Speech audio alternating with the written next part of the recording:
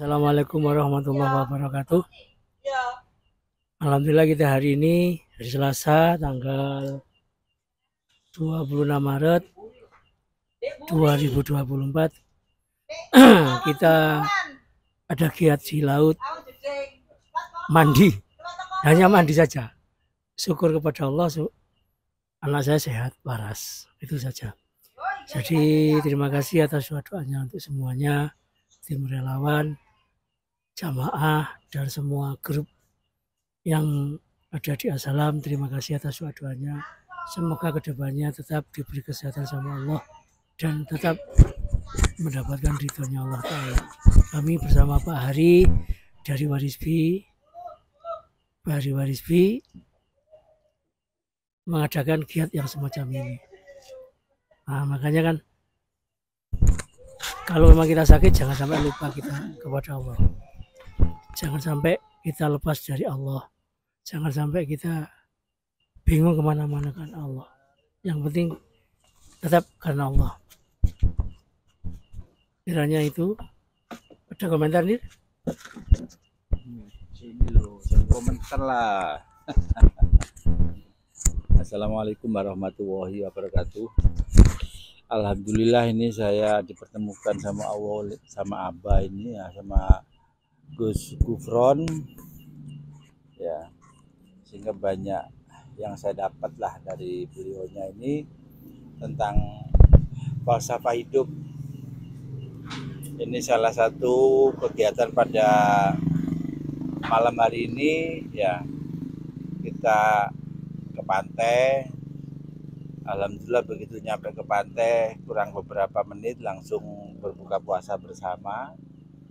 Nah, jadi menikmati berbuka puasa sambil melihat kebesaran Allah dengan adanya hamparan laut yang luar biasa indahnya.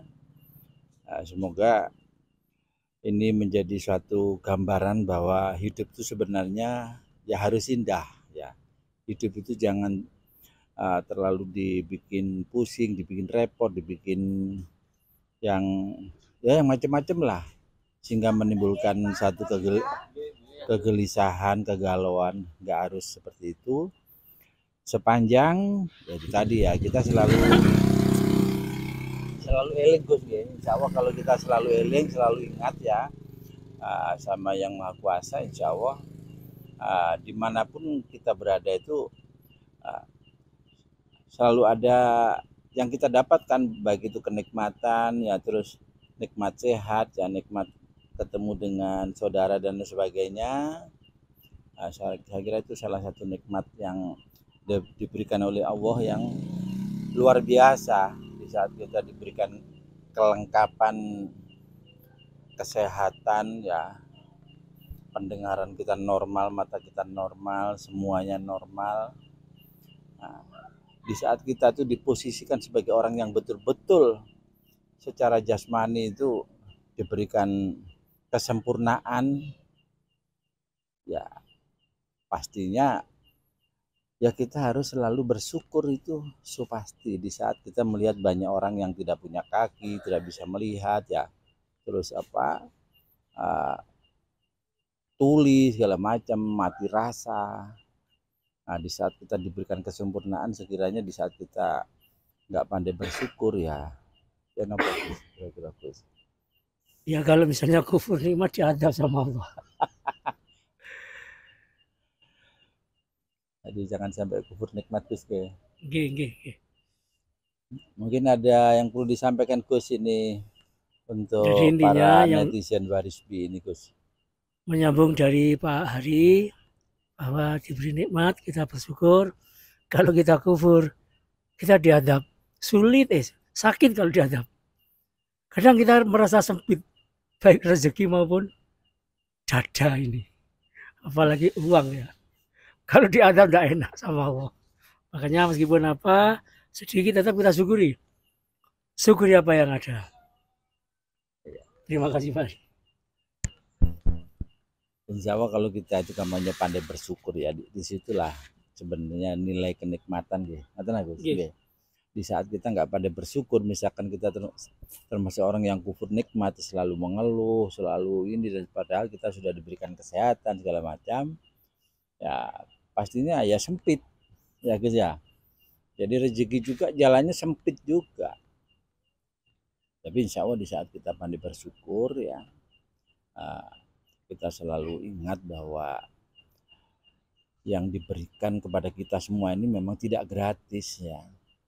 Nah, diberikan mata bisa melihat, telinga bisa mendengar ya, itu enggak gratis ya. Pengertiannya itu kita harus kita imbangi dengan bersyukur itu loh, jangan sampai kufur nikmat. Soalnya di saat matamu tiba-tiba nggak bisa melihat, coba salah satu contoh ini Gus ya, saya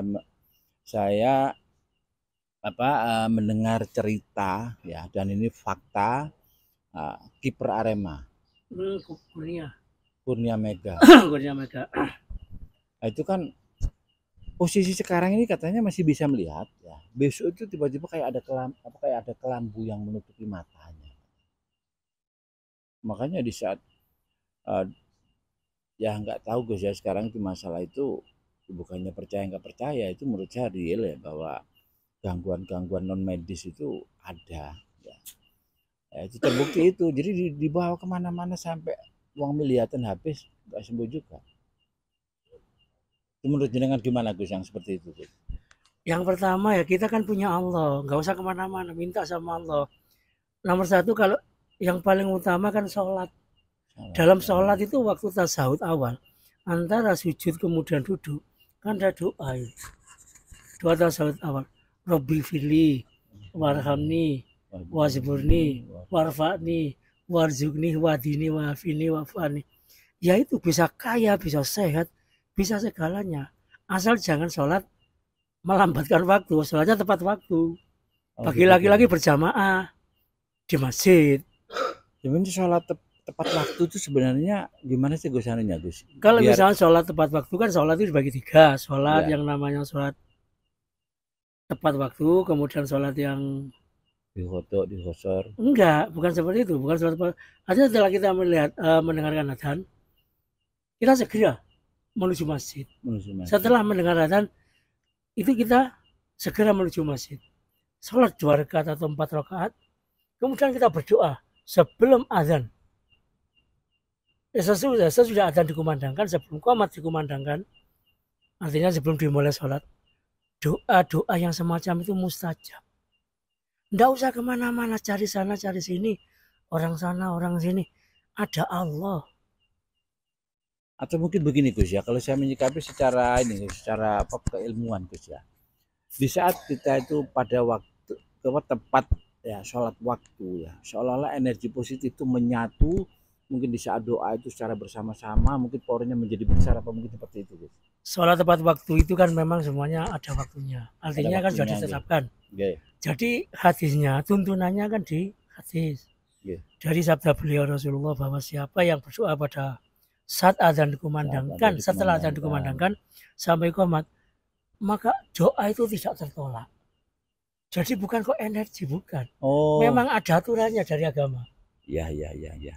Nah kemudian sholat tepat waktu, ya waktu sholat adzan itu sholat tepat waktu. Kemudian ada sholat jawas. Sholat jawas itu sholat yang di mundur-mundur, tasai adzan nih. Dan nanti bisa makro. Jadi misalnya sholat dohor bisa sampai menjelang sholat asar. Tapi ini mungkin tidak begitu kelaku di bahasan, yang penting sholat. Nah itu loh, makanya kita dalam menyampaikan arif bijaksananya dalam berkomunikasi. Artinya yang penting sholat dulu, baru nanti kita tata sholatnya. Kita kita berikan pengetahuan tentang hadis, bab masalah sholat. Di hadis sholihin itu lengkap. Kita beri hadis sholihin lengkap. Cuman kapan itu gini Gus, waktu membahas terkait dengan dosanya orang yang bertobat dengan membunuh ya sampai 90 nyawa. Karena di liputan YouTube ini kan nggak bisa lama Gus waktunya. Ya. Dari hadapan saya nanti kalau misalkan ada konten-konten ya, misalkan membahas tentang apa-apa saja ya, itu harapan saya disingkat waktunya ya. Jadi poin-poin Gus. Kayak kemarin itu kan kepanjangan di saat mau saat tuh waduh lamanya apalagi apa ini sinyalnya lemot bisa-bisa ngupload itu 4 jam. Nah, kemarin itu kan membahas tentang membahas kitab Riyadus Sholihin tentang tentang tobat seorang yang membunuh 99. okay. Kemudian gara-gara tidak mendapatkan jawaban yang enak dibunuh juga jadi yang ke-100. Kemudian diberitahu sama orang yang ke-101 di sana loh, dia berangkat menuju ke arah yang ditunjuk untuk melakukan tobat dan kebaikan. Selisih sejengkal dengan dia meninggalkan keburukannya. Makanya malaikat engkel-engkel antara malaikat kebaikan dan malaikat kebaikan. Ternyata masih ditimbang, setelah ditarik, ditukur sama Allah. Itu hanya malaikat kebaikan, berarti selamat. Diampuni. Duh, makanya dari itu meskipun kita sulit apa, tetaplah ingat ada Allah. Jadi itu ya. Jadi pemahaman Allah Maha Pemurah, Maha Pengampun segala macam tadi. Jadi saat memang itu bukan menjadi satu permainan. Jangan sampai misalkan sekarang berbuat salah, minta ampun, besok berbuat salah lagi.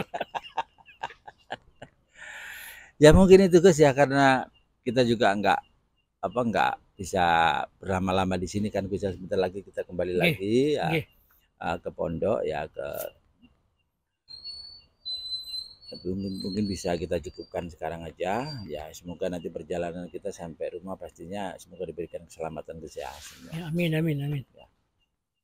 Mungkin untuk afdolnya perjalanan ini Gus, mohon doanya Gus ya, semoga kita semua di dalam perjalanan ini mendapatkan sesuatu, nggak tahu apalah, yang jelas kita tujuannya ke sini tadi ingin menyaksikan kebesaran Allah dengan adanya hamparan laut yang luar biasa.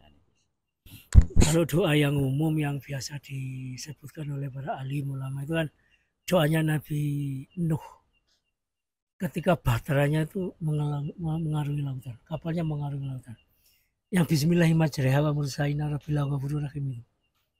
Jadi baca itu yang paling ringan. Nah, kemudian ada lagi doa yang disampaikan oleh guru saya yang bahasa sendiri, Bismillahirrahmanirrahim, lupa saya, maaf. Bismillahirrahmanirrahim, Bismillah ya miftahu bila imdadi. Ya Allah, selamatkan saya dalam perjalanan menuju lokasi. Sampai lokasi selamatkan pula sampai di rumah. Sepanjang perjalanan juga sampai selamatkan Allah. Itu artinya semacam itu. Terima kasih Pak Ari. Ya mungkin itu ya yang bisa kita sampaikan ya. Alhamdulillah kita tadi udah nyampe di Balikambang ya dengan selamat, semoga pulang juga selamat. Akhir kata wassalamualaikum warahmatullahi wabarakatuh. Waalaikumsalam warahmatullahi wabarakatuh.